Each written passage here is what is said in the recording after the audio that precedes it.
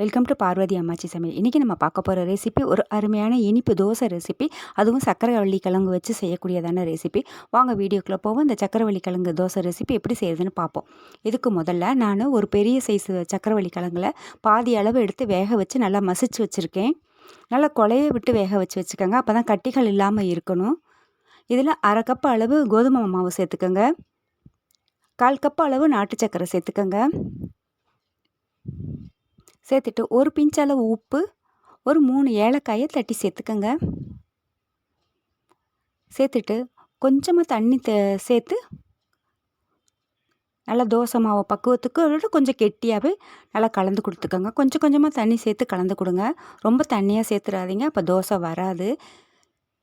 இந்த அளவு இருக்கணும். இன்னும் கொஞ்சம் கூட நம்ம தண்ணி சேர்த்துக்கலாம், ரொம்ப கொஞ்சம் கெட்டியாக இருக்குது.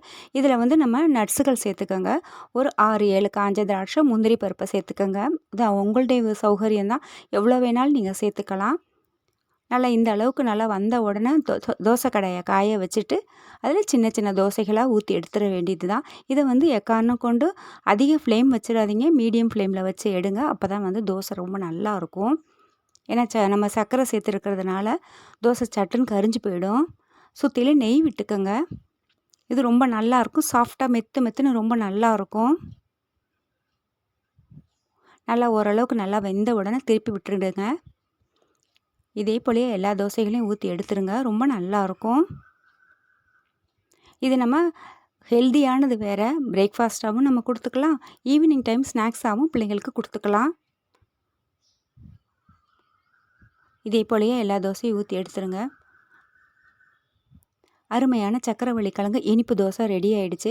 கண்டிப்பாக வீட்டில் ட்ரை பண்ணி பாருங்கள். சக்கரவள்ளி கிழங்கு உடம்புக்கு அவ்வளோ ஆரோக்கியமான இது. இந்த வீடியோ உங்களுக்கு பிடிச்சிருக்குன்னா லைக் பண்ணுங்கள், ஷேர் பண்ணுங்கள், சப்ஸ்கிரைப் பண்ணுங்கள். மறக்காமல் பெல் ஐக்கானை கிளிக் பண்ணுங்கள். தேங்க்யூ.